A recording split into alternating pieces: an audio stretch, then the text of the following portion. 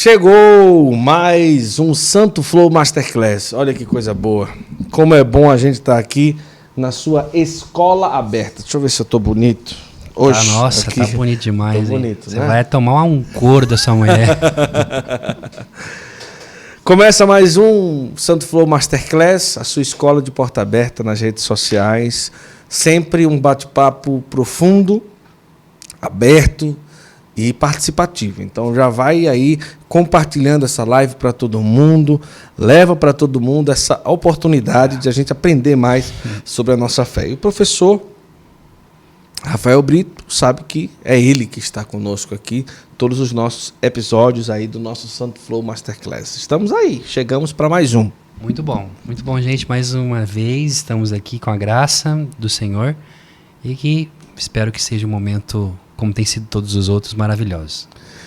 Hoje a gente vai fazer uma continuação. A gente fez um Masterclass sobre Nossa Senhora e a gente conduziu muito assim na história, nos sinais, né, de uma leitura da vivência da Virgem Maria. E hoje a gente vai dar uma passeada sobre essa questão dos dogmas sobre Nossa Senhora. Sim. Né? O católico ele não precisa acreditar que Nossa Senhora apareceu em Fátima. Isso. Mas num dogma ele precisa, como verdade de fé, Exato. acreditar, não é isso? Exatamente. É assim que funciona? É isso. As aparições extraordinárias, mesmo que sejam reconhecidas pela igreja, exatamente, o católico não tem obrigação de acreditar. Não é elemento de salvação para nós. Certo. Não é o requisito de salvação. Nós temos que a vivência, acreditar naquilo que a igreja acredita, que professa publicamente, e a vivência dos sacramentos e também na aceitação da graça santificante da nossa vida. É isso que podemos dizer que é a escada para o céu. Certo. Todas as outras coisas também, por exemplo, as aparições de Nossa Senhora, todas elas.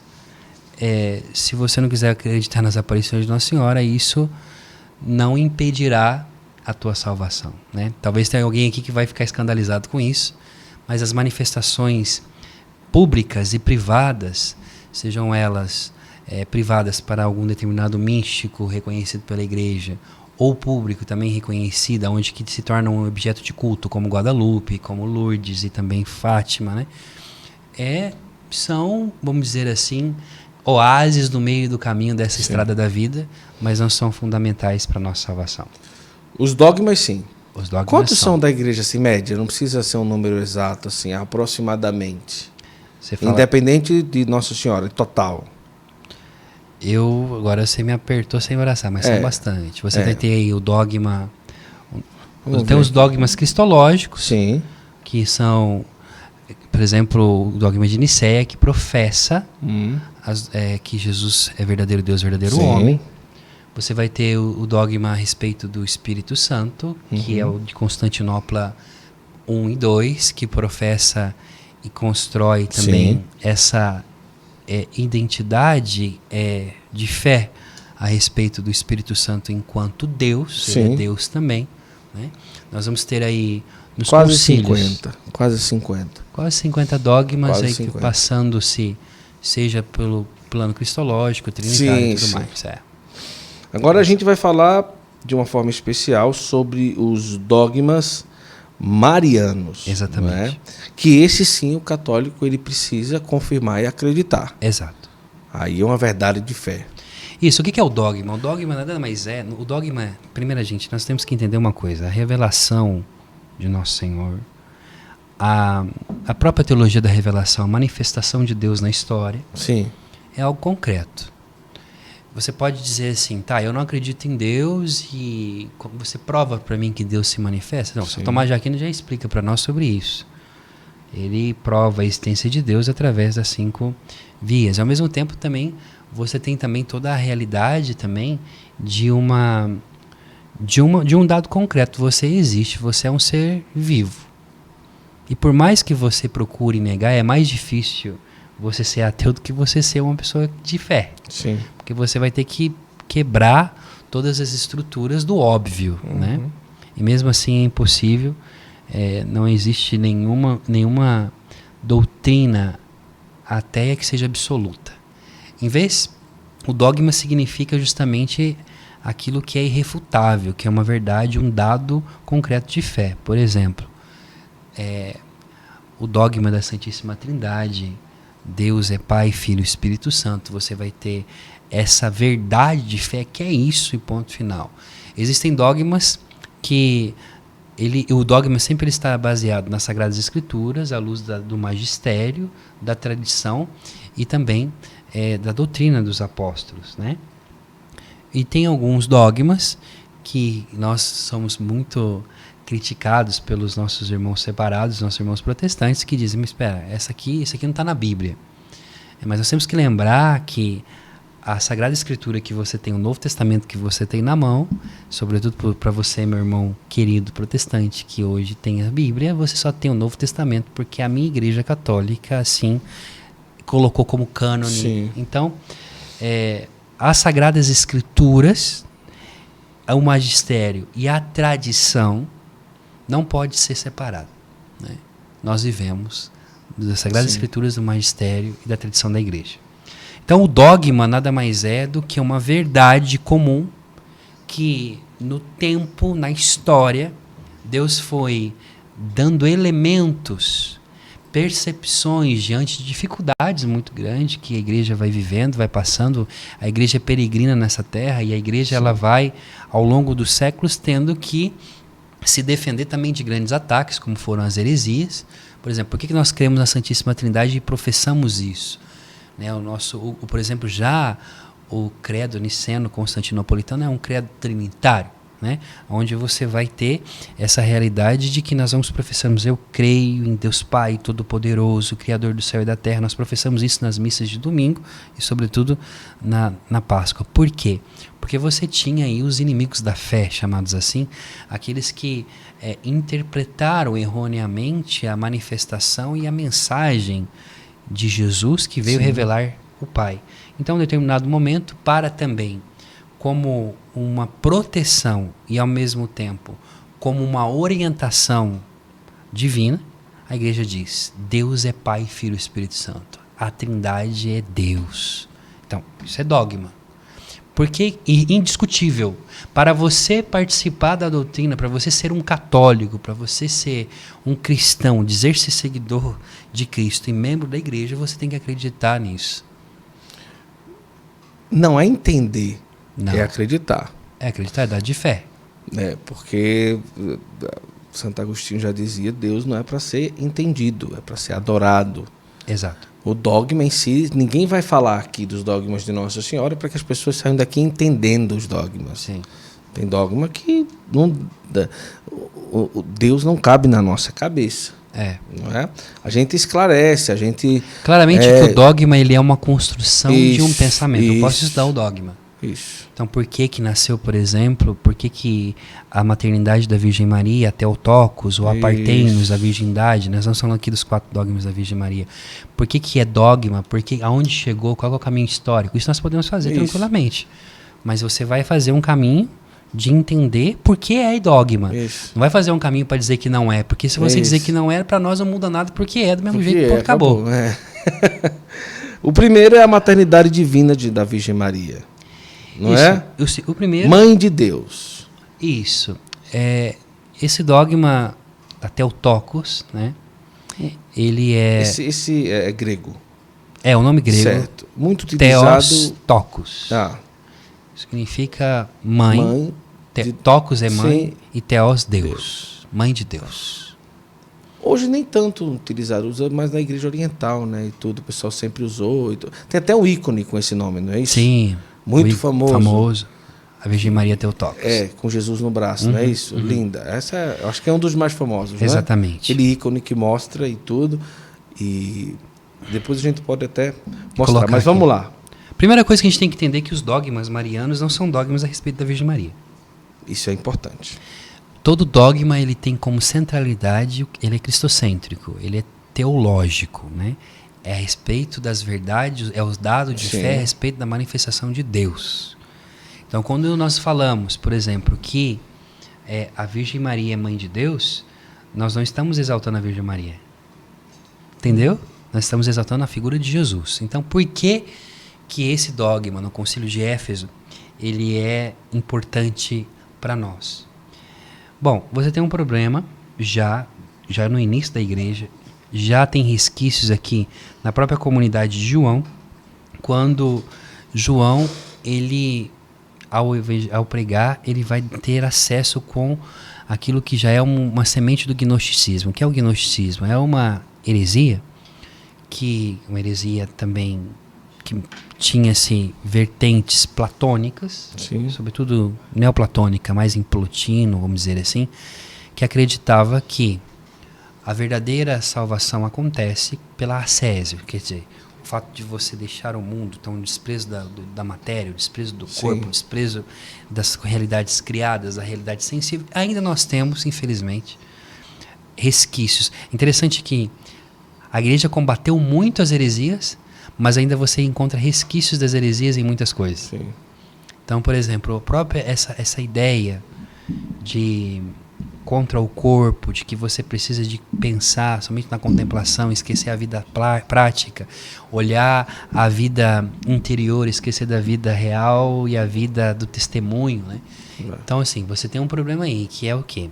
Na teologia litúrgica, na teologia sacramentária, nós aprendemos já no tempo de graduação que existe aquilo que nós chamamos de a lex orandi e lex vivendi, que traduzido do latim para nós é aquilo que a igreja crê, a igreja reza. Uhum.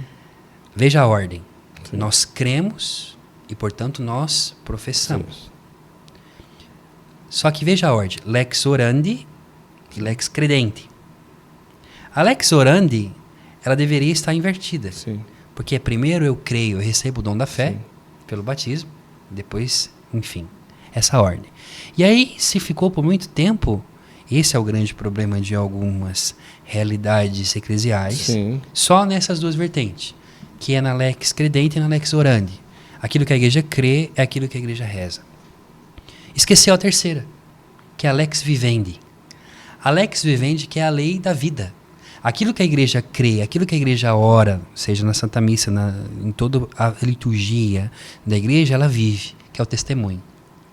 Então você tem um problema de um catolicismo, que é a grande tentação nossa hoje, de só viver o espiritualismo e esquecemos que nós somos seres espirituais. Por isso, quando o sacerdote diz, ide em paz, o Senhor vos acompanhe, e na missa antiga, o rito antigo dizia, missa est significa vá em missão. sim. Então, o que eu vivi, a vida eucarística que eu vivi, os sacramentos que eu vivi, eu coloco em prática. Então, aquilo que eu creio, eu oro e vivo. Sim. Ok? Então, esse é a vida do cristão. O cristão crê, ora e vive. E esse crer é justamente nas verdades de fé, a partir da Sagrada Escritura, a manifestação de Deus na Sagrada Escritura. Mãe de Deus homem, mãe de Deus divino, ou mãe dos dois? Mãe de Deus homem e mãe de Deus divino. Ela é mãe de Deus, e Deus não pode ser dividido. Mas foi uma confusão isso. Foi uma confusão. Primeiro começa-se aí já com uma antiga confusão que se tinha a respeito da natureza de Cristo. Começa com Nestório, que começa a colocar a dizer que a Virgem Maria, ela não podia ser mãe de Deus. Por quê? Porque tem aqui o dualismo platônico, de esquecer que no Concílio de Nicéia nós aprendemos sobre também a união hipostática. Sim. O que é a união hipostática? A palavra hipóstase em grego significa pessoa. Então, ou essa união da pessoa de Jesus Cristo, das duas naturezas de Jesus, portanto, a pessoa divina de Jesus, a natureza divina do Senhor, que se une à natureza humana. Então, são duas. Jesus ele tem duas naturezas, divina e humana, separadamente. Sim. Tá? Aí começa-se as questões. Tá bom, então, como que é? A Virgem Maria, ela é mãe dele só Do Jesus humano. do Jesus humano, só do Deus encarnado. Só que nesse sentido, você vai ter um grande problema aqui, porque seja os padres conciliares aqui, vai falar, não, olha só, isso está errado, não é assim. Porque se você disser que a Virgem Maria é mãe do Deus homem, então ele dizia que ela não era Theotokos, mas Christoco, mãe do Deus homem, você vai quebrar a própria teologia da união hipostática. Você vai quebrar a própria teologia dessa realidade de Deus nas suas duas naturezas. Como se fossem duas pessoas distintas. Então, começa-se aqui o concílio e se proclama o dogma da maternidade da Virgem Maria. Ela é mãe de Deus. Por que ela é mãe de Deus? Porque aquele que se encarna, ele é Deus entrando na realidade humana, assumindo a nossa natureza. Então é Deus, não é uma emanação, não é algo que, como os gnósticos pensavam, que Deus, de alguma forma, ele tinha uma certa emanação de longe, ele agia no mundo como tipo uma certa energia de longe, através do demiurgo, que faz aí a intermediação entre Deus e o profano, entre o sagrado e o profano. Não. A realidade da encarnação é algo que vai para os gregos, sim, ser uma loucura e um escândalo. Deus entra no mundo, Deus assume a natureza corrompida humana, Deus eleva o homem de simples ser criado naturalmente à realidade divina, a participação da vida.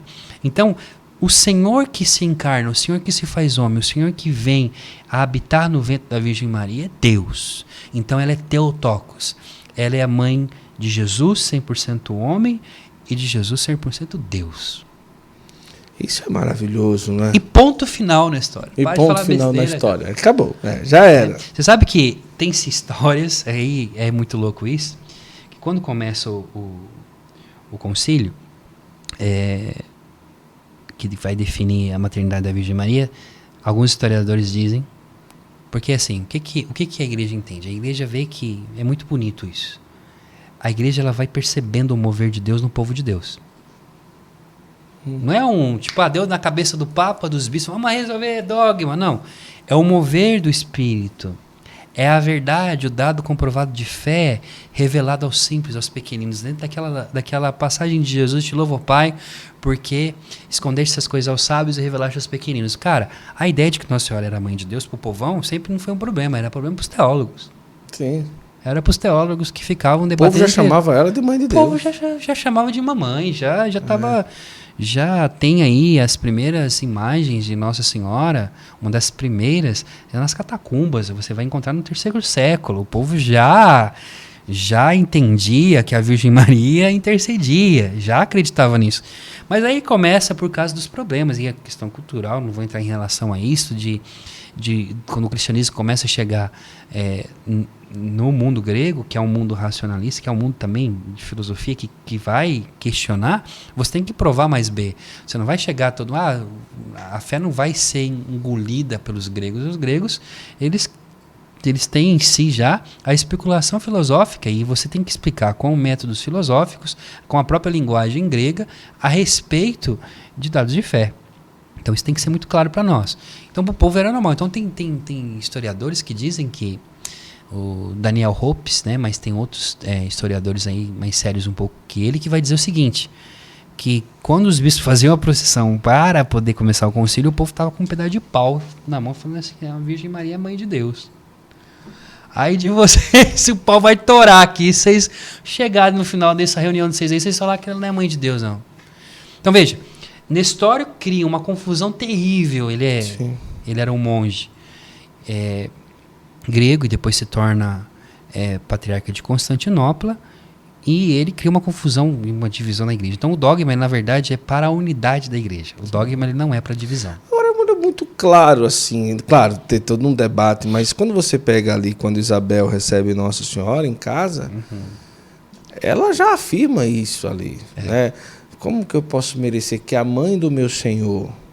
Então, quando ela diz a mãe do meu Senhor, então ali já fica muito claro, a própria Isabel, movida pela força do Espírito, ela já afirma que ali é a mãe de Deus. É a mãe de Deus. É a mãe do Senhor. É a mãe do meu Senhor. É a mãe do meu Senhor. Como que eu posso... A mãe do meu Senhor venha me visitar, não é? É o próprio Gabriel, né? Quando diz à Virgem Maria, você dará à luz um filho. Isso. E se chamará. Isso. Enfim, vai vai reger. Gabriel já anuncia, já pronuncia, já é implícito, né? Aquilo que se chama de fides implícita, né? Que é a fé implícita no povo. Isso. Então, ou então, aquilo que a igreja chama de sensum fidei, ou sentido da fé. Existe um sensum fidei, seja a nível teológico, por exemplo, um teólogo para poder escrever, ele precisa de ter o sentido da fé para poder escrever. Ele não pode escrever qualquer coisa. Mas existe também o sensum fidei no povo de Deus. Isso. Se fala que a oração, a vossa proteção, foi do ano 200. Sim. A vossa proteção recorremos Santa Mãe de Deus. Anos 200. Ou seja, século 3, como você está falando aí. Sim. O povo já, como você falou, o povo já estava resolvido. Estava resolvido. Quem já começa a falar da maternidade, que a Virgem Maria é mãe de Deus, é Inácio de Antioquia no primeiro século, praticamente. Você tem aí no ano em torno de 120, 110, você tem Orígenes que fala sobre isso, você tem os primeiros padres que falam sobre isso. O problema é em questão quando você vai levar a fé e você tem um debate. Aí você tem um louco. Você tem um cara super inteligente. Veja, os hereges. Os hereges não são pessoas iletradas. A heresia é algo... E que eles falam tem embasamento. Sim. E a palavra heresia não é... Nós temos que tomar muito cuidado com o modo como a gente tem... esse é o herege, esse é heresia. Qualquer coisa hoje é heresia. Cara, para você falar para uma pessoa que é herege, você tem que ser muito bom para você argumentar com ela que ela é herege. Então, enfim, você tem essa realidade do dogma que ele é proclamado, seja ex-cátedra, através do sucessor de Pedro, ou em reunião do concílio, que é um colégio apostólico, que decide, em nome de Cristo, a comunhão da igreja, essa beleza, né, dessa sinodalidade. Está se falando muito aí de caminho sinodal, não sei o que, nem o povo sabe que está falando disso, mas enfim, o caminho sinodal nada mais é do que a igreja reunidas através do seu pastor, em comunhão com o sucessor de Pedro, que define, seja a nível pastoral de como cuidar e guiar esse povo, e seja também a nível de doutrina e, por fim, então, dogmático. Então, o dogma, ele não é algo feito para calar a boca de ninguém. As pessoas, às vezes, pensam que o dogma é teologia dogmática. Por exemplo... É assim, pronto, e acabou. É assim, pronto, acabou, não tem discussão, não tem nada. Não, peraí. Tem discussão. Para que chegou o dogma, teve uma discussão muito grande. Você pode estudar para entender por que chegou. E racionalmente, vendo os debates e vendo o que os padres conciliares, vendo o que a doutrina e a teologia foi ensinando, você entende o dogma. É assim que se entende. Agora Mãe o segundo, Deus. A virgindade da Virgem Maria. Virgem antes, durante e depois do parto. Esse aí foi em que ano?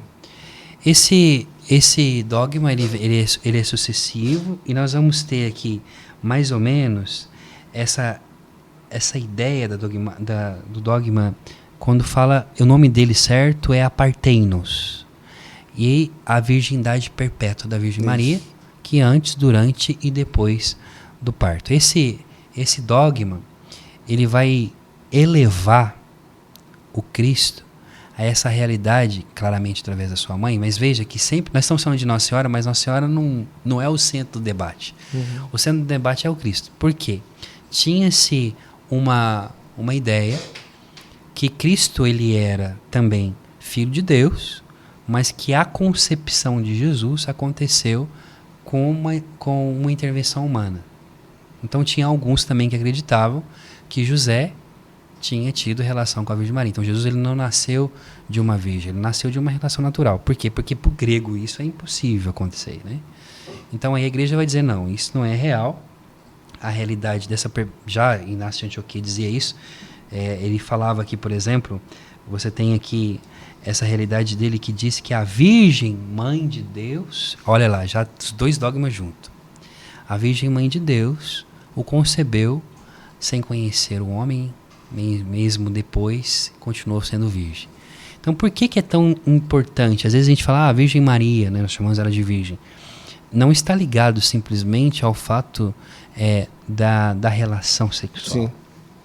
Mas a alma da Virgem Maria preservada, a alma da Virgem Maria virgem, permaneceu do jeito que Deus a encontrou. E aí você fala assim, mas tá, que os grandes teólogos diziam, não está ligado essa virgindade ao ímen. Uma mulher, nós sabemos que a virgindade de uma mulher não é ligada ao ímen. Isso. Hoje nós sabemos disso.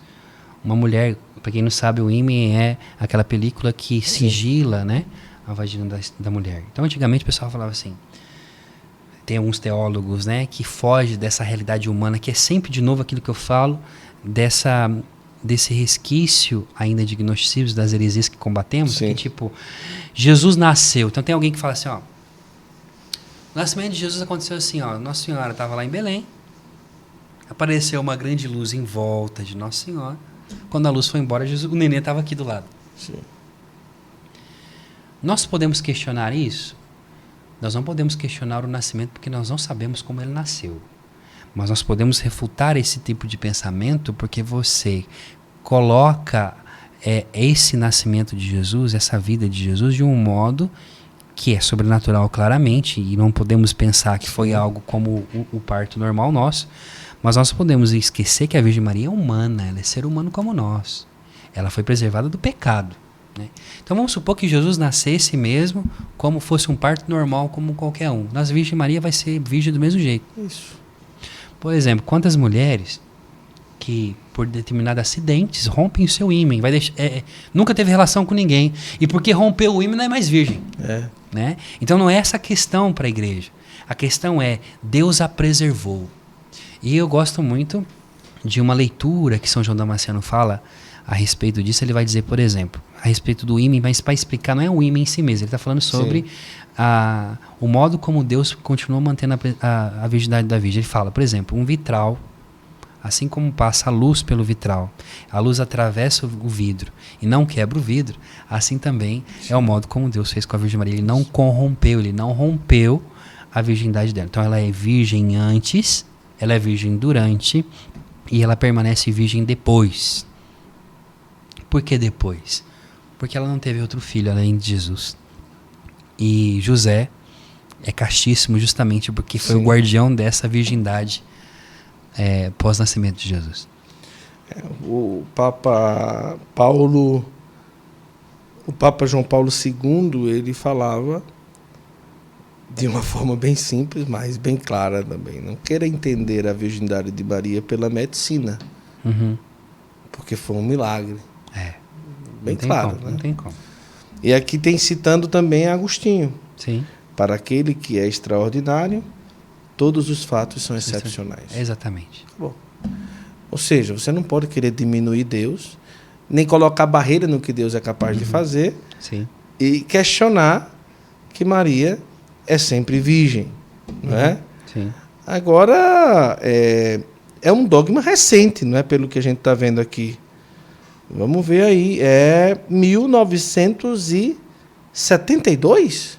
Não. Não? Não. Maria, a igreja na cidade de... Isso, 1972? O dogma... Não, tá errado aqui. Tá errado. A igreja na cidade de Capua, em 1972, proclamou este dogma.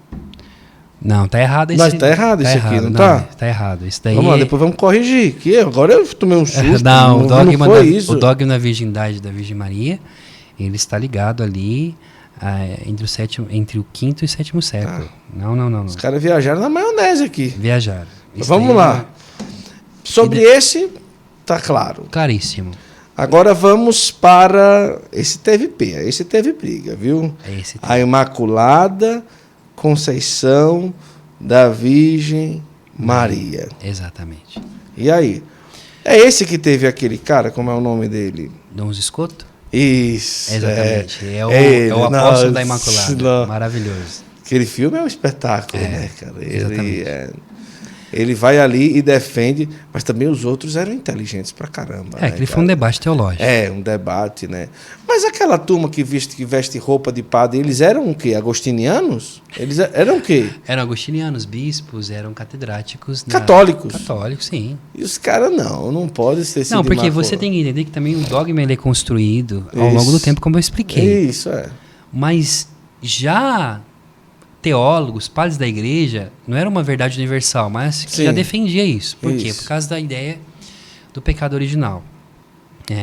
Deus, ele não pode, a ideia de que por generação, que é pela está na natureza humana a herança do pecado original, Deus não poderia nascer de alguém que tivesse pecado. Pecado, né? Porque essa ideia é justamente de que, claramente, que pecado ele é a contraposição ao relacionamento com Deus e ao próprio Deus em si mesmo. Lembremos que pecado, ele não é somente a transgressão. Que parece que o pecado é meio um negócio meio abstrato, é um ser estranho, um negócio não. Por que pecado e Deus, o pecado e a santidade de Deus não se corresponde? Porque nós temos que entender uma analogia simples assim. A santidade é como a luz. O pecado é as trevas. Treva e luz não dá. Não rola. Então, como que a luz pode nascer das trevas? Isso. Essa ideia bem assim, simplória para você entender. Sim. Então, em todo o debate era isso. Então, o que acontece? O Deus que é capaz de criar todas as coisas e realiza o impossível, só poderia nascer de alguém que foi preservada do pecado. Então, a Virgem Maria ela foi concebida sem pecado original. Mas a palavra certa foi preservada do pecado. E como que a Virgem Maria ela é preservada do pecado?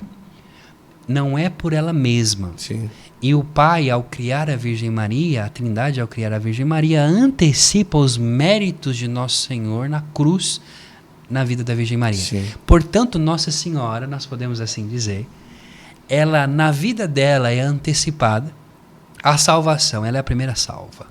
Por isso que ela também é o typos, eclésia, né? É o tipo de igreja, o modelo primeiro que nós temos. A Virgem Maria, ela foi, ao receber Jesus em seu ventre, ela já recebe todos os efeitos, seja do mistério pascal em si mesmo.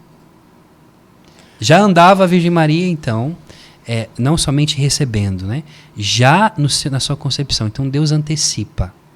Para o mundo ortodoxo, o mundo oriental, alguns acreditavam nessa época, mas tem alguns que diziam, não, a Virgem Maria nasceu com pecado igual nós e ela se tornou imaculada quando ela concebeu Jesus.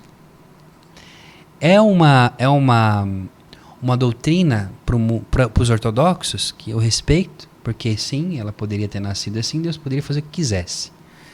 Mas para nós não, sobretudo na doutrina da graça de Santo Agostinho, e nós herdamos isso. O próprio Nicola Cabasilas, e tem uma controvérsia enorme no mundo oriental, Nicola Cabasilas acreditava na Imaculada Conceição. Sim. Né? Tomás de Aquino por um período não, Tomás de Aquino falava não é bem assim, vamos aí. Então tinha-se aí no final da vida ele fala, não, é isso aí. Mas no início tinha-se um grande debate a esse respeito. Então assim, os caras ficavam semanas debatendo sobre esse tema. Só que o povo aqui, ó. Beleza, tudo certo. Gente, o grande problema da igreja não está no povo. O grande problema da igreja está nos teólogos. É verdade. O povo está de boa. O povo é a Virgem Maria, a Imaculada Conceição, a tal ponto que o dogma da Imaculada Conceição, ele é proclamado em 1953, né? Pelo Papa Pio... 1854, desculpa. Pelo Papa Pio IX. Mas já, por exemplo, quem que era a padroeira de Portugal em 1400? A Imaculada Conceição. Já era lá. Nós temos a Imaculada Conceição de Aparecida porque apareceu no Rio Paraíba, mas a padroeira do Brasil é a Imaculada Conceição por causa da colônia portuguesa. O que significa isso? O povo já dizia, o povo já celebrava a Virgem Maria concebida sem pecado. Então, o que a igreja faz? Cara, olha, depois de reunir, de analisar a história, de ver tudo mais, os dados de fé, à luz da tradição, tudo mais, ela é a nova Eva. Eva não tinha pecado original quando ela estava no paraíso. Então, se ela é a nova, ela não pode ser, então, de alguma forma, como a velha Eva, ela é nova. Sim. Então tem toda essa ideia. Aqui eu estou vendo que na aparição de Nossa Senhora em Lourdes, a Bernadette, sim, o padre não acreditando em Bernadette, não é? Isso. Pergunta o nome daquela mulher que aparece para ela e ali a Virgem Maria diz, eu sou a Imaculada Conceição. Mas, rapaz, já com um negócio desse, não tinha por que fazer confusão mais, né? Mas é porque, né, tem que... Não, é justamente nesse tempo em que a igreja, o Papa está rezando, o Papa tá pensando, cara... Como é que a gente faz para deixar isso? Não, foi uma confirmação. A Virgem Maria mesmo, ela aparece e fala... Eu sou a Imaculada Conceição. Para uma menina que era analfabeta, uma pequenina ali, Bernadette. Incorrupta até hoje. Exato. Eu tive a graça de estar... Mas parece que ela está viva, né, Bernadette? Né? Assim, alguns dizem que a unha cresce, que o cabelo cresce, né? Isso daí já não sei se é lenda, mas eu estive lá, é maravilhosa, linda, perfeita. Mas está dormindo. Está dormindo, parece que está dormindo mesmo. É isso aí. Por exemplo, quando o Papa, na bula papal, né, Inefabilis Deus, ele escreve, ele proclama, em 1854, o Papa Pio IX, ele diz assim, que a doutrina que defende que a Beatíssima Virgem Maria foi preservada de toda mancha do pecado original, desde o primeiro instante de sua concepção, por singular graça de privilégio de Deus onipotente. É graça. A Virgem Maria é agraciada como nós somos, no sentido, ela é um ser que foi habitado pela graça de Deus na sua plenitude. Plena de graça. Como é o grego, tem o Theotokos, mãe de Deus, e tem a plena de graça, como que chama? Que queritomene. É uma coisa assim, não é? É isso uma coisa aí. parecida, né? Assim, né? Mas vamos lá. Você tem aqui que continua, né? Que a doutrina que defende a Beatíssima Virgem Maria foi preservada de toda a mancha do pecado original, desde o primeiro instante da sua concepção, por singular graça de privilégio de Deus onipotente, em atenção aos merecimentos de Jesus Cristo, Salvador do gênero humano, foi revelada por Deus e que por isso deve ser admitida com fé firme e constante por todos os fiéis. Foi revelada por Deus aonde? Na história. Sim. Na fides implícita, em que depois o Papa fala, tá bom, quase 2000 anos de história, o povo vão falando que é isso aí, tá certo mesmo, dogma de fé. Né? Plena de graça, aí o próprio anjo Gabriel já atesta isso, né? É essa mesma expressão, para não falar coisa errada? Na verdade, plena... Sim, é essa expressão. É essa expressão? É essa expressão. Plena de graça? É isso mesmo, não é? Sim. Para não falar errado, né? Sim, é isso mesmo. É porque são três expressões, né? Panagia, que vai significar, eu não lembro o que é, mas tem... E tem essa, que seria a própria saudação do anjo, né? Exato. A própria saudação do anjo, né? Alegra-te cheia de graça. Isso, plena de graça. Cheia de graça, plena de graça, não é? Isso. E dali que São Guinon tira aquela frase tão conhecida, né? Junta todas as águas, faz o mar, e junta todas as graças, ou seja, plena de graça. E chama-se Maria. E chama Maria. Dali que ele tira toda essa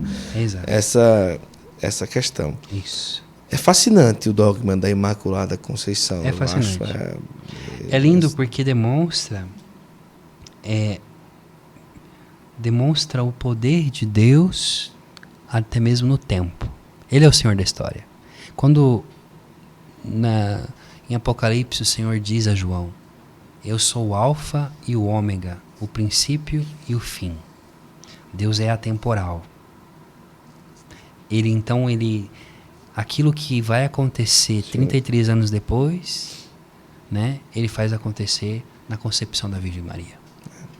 Coisa linda. E o último, que a gente já está chegando aí ao nosso... Já passou até. Eita, menino.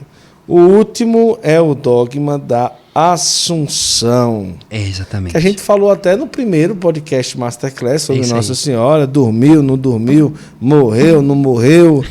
Aquela confusão toda, né? Se quando ela foi assunta ao céu, se ela passou pela morte, se ela não passou. Mas vamos lá, o último dogma, a Assunção da Virgem Maria. A Assunção da Virgem Maria, diferente de Ascensão. A gente, quando reza o terço, né, a gente contempla. Isso. Segundo o mistério glorioso, a gente contempla a ascensão de Jesus. A diferença, ascensão e assunção. Vamos lá. A ascensão vem de accendere, acender. Ele vai por ele mesmo. Ele vai por ele mesmo. A assunção vem de assumir. Isso. A Virgem Maria foi assumida pelo céu. Isso. O céu veio buscá-la. Por isso que muitas vezes as imagens de Nossa Senhora da Assunção, ela tem os anjos em volta dela, como se os anjos estivessem levantando a nuvem pelo qual ela está em pé. Quer dizer, o céu assume, Jesus assume a sua mãe e a leva em corpo e alma para o céu. Por quê? Isso, a Lumen Gentium, ela nos explica a respeito da Assunção, dizendo algo muito concreto.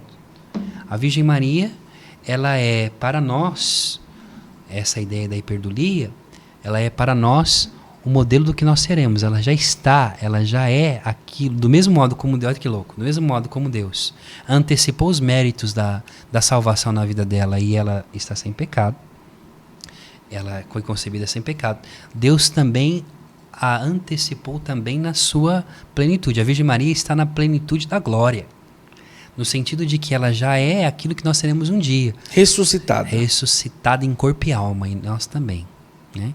Então ela é o modelo de como vai ser o céu, de como vai ser o meu futuro. O meu futuro, claramente, aqui nós não vamos entrar na escatologia, nós podemos fazer um dia de escatologia aqui. Sim. Porque não temos que entender que é esse corpo aqui, porque esse corpo aqui, já expliquei isso para vocês a nível biológico, esse corpo não é o mesmo corpo de 30 anos atrás. Sim. O corpo de 30 anos atrás é um neném desse tamanho. Sim. Aqui, enfim. É a realidade da carne, da sarx. E para Paulo, a realidade de sarx, existe sarx e soma. O apóstolo Paulo entende esse nome. Sarx é carne, mas soma é o homem por inteiro, a sua completude, a sua plenitude. A Virgem Maria, ela está na sua plenitude humana, na presença de Deus. Então, o Papa Pio XII, em 1950, na Constituição Minifetissimus Deus, ele vai dizer assim para nós: depois de levar a Deus muitas e reiteradas preces e de invocar a luz do Espírito Santo da verdade, para a glória de Deus onipotente, que outorgou a Virgem Maria sua peculiar benevolência, para a honra do seu Filho, Rei imortal dos séculos. Veja, é para a honra. Os dogmas é para honrar Jesus, não é para honrar Maria, né? Rei imortal dos séculos e vencedor do pecado e da morte, para aumentar a glória da mesma augusta mãe e para o gozo e alegria da toda a igreja, porque todo mundo já dizia que mamãe estava no céu por causa da dormitio, né? Da dormição da Virgem Maria, que é uma tradição que você encontra nos evangelhos apócrifos, sobretudo no evangelho de Tiago. E você tem aqui, que vai dizendo, né? Com a autoridade de nosso Senhor Jesus Cristo, dos bem-aventurados apóstolos Pedro e Paulo, e com a nossa, pronunciamos e declaramos, definimos ser dogma divinamente revelado, que a Imaculada Mãe de Deus, dois dogmas juntos, a Imaculada Mãe de Deus, sempre virgem, os três, terminando o curso da sua vida terrena, foi assunto em corpo e alma a glória do céu. Juntou os 4 dogmas e fechou a conta e passou a régua. Exatamente. Deus, então, voltando, a obra de salvação na vida da Virgem Maria, a soteriologia na vida da Virgem Maria é algo maravilhoso. Você contempla a obra de salvação, porque a Virgem Maria salva. Você tem o céu, que a preserva do pecado, ela é concebida sem pecado original, ela é preservada, né, do pecado, é antecipada os méritos de Jesus na vida dela, da paixão do Nosso Senhor na vida dela. Ela é virgem antes, durante, depois do parto. Ela é mãe de Deus. Ela é mãe. Deus quis ter uma mãe. É tão bom ter mãe que até Deus quis ter uma mãe. Essa é real. É Deus dizendo assim: eu vou descer na terra para ensinar a vocês que, assim como eu tenho um pai lá em cima, que ele é gerado, não criado, ele aqui também foi gerado na sua carne por uma mulher. E aí São Gregório Magno vai ensinar para nós que nós não temos que ficar pensando muito, porque não temos que olhar para a mulher que dá a luz, mas é para o nenê que nasce. É ele que quer o querer, o mover ele. Ele criou a sua própria mãe. Sim. Então é extraordinário, como Santo Agostinho mesmo diz. Então, você tem essa mulher que, nos seus últimos dias, terminando, olha só como diz, terminando o curso de sua vida terrena. Como que se termina o curso da vida? Né? E ele deixa aberto essa realidade que nós já falamos, em relação se a Virgem Maria passou pela morte ou não, mas ela passou e pronto, final. Isso daí a razão e a fé nos ensina isso, e ela faz o caminho do seu filho, ela passa pela morte, E ela hoje está de corpo e alma na glória de Deus e intercede com o coração de mãe, com o mesmo coração que batia no seu peito, com o mesmo coração que o nenê, o menino Jesus, reclinava nas noites. A gente é pai, né? A gente sabe. Sim. Quando a gente tinha os nenê, os meus filhos eram pequenos, eles, quando adormecia, a gente deitava e colocava o nenê aqui. Agora você já imaginou? O Imaculado Coração de Maria, ele batia e o Filho de Deus escutava a batida do coração. Uma das coisas que hoje a tecnologia nos ensina e a própria ciência do nascituro nos ensina, por exemplo, que você sabe que o barulho do útero, ele é um barulho que também ele está em sintonia com a batida do coração da mãe e do neném. Então, às vezes, é uma dica, você que tem um neném que não dorme igual os meus, coloca aí o som do útero que vai ajudar a dormir. Quer dizer, Jesus, ele é acostumado com as batidas daquele coração que ele escutou no ventre da mãe dele. Então, aquele coração imaculado, por isso que é muito bonito aqui no Nordeste, essa devoção do Imaculado Coração de Maria, o Imaculado Coração de Jesus, essa revelação, é justamente essa ideia de que não é que o coração da Virgem Maria é igual ao do coração de Jesus, não, é um coração divino, humano, que tem uma sintonia com o coração de uma mãe, que também é a prefiguração do que é o coração de Deus com o meu coração. O meu coração tem que estar em sintonia o tempo inteiro com o coração de Jesus e bater à medida do coração dele. Sabe quando você está apaixonado, quando você era apaixonado pela tua esposa, você ficava sabendo que ela estava chegando, dá aquele frio no coração, aquela arritmia, aquele trem. É essa a ideia do coração que nos faz entrar em sintonia com o amado. A Virgem Maria é isso na plenitude, sendo mãe, esposa. Né? Então nós temos que olhar para esses dogmas em louvor e agradecimento a Deus que quis honrar o seu filho, dando a ele uma mãe, e ao mesmo tempo honrar a humanidade pelo qual essa mulher é descendente de Eva, nascida de homens, de um homem e de uma mulher como nós, para dizer: o homem foi feito para o céu. A Virgem Maria está divinizada no céu, não como uma deusa, mas como alguém que participa da vida divina, como nós um dia somos chamados a participar. É isso. Olha aí, muita coisa você pode estudar no Instituto São Rafael, que é o instituto do professor Rafael Brito, tá bom? Lá você vai encontrar vários cursos, mais de 200 horas em vídeo, 200 horas de curso, tá certo? Sobre diversos temas. Lá você trata de tudo, né, professor? Exatamente. Teologia, filosofia, espiritualidade. Nós temos 5 sacerdotes que são especialistas. Nós temos doutor, o padre Pedro é exegeta em Bíblia, né? Sim. Você tem o padre Mateus, que é mestre, está fazendo doutorado em eclesiologia, vai ser uma tese maravilhosa. O padre Rafael Romão, que é especializado em formação humana. A Priscila, que tem 5 especializações, seja na área educacional e também devocional. Eu tenho 4 mestrados aí, estou tentando terminar os meus doutorados.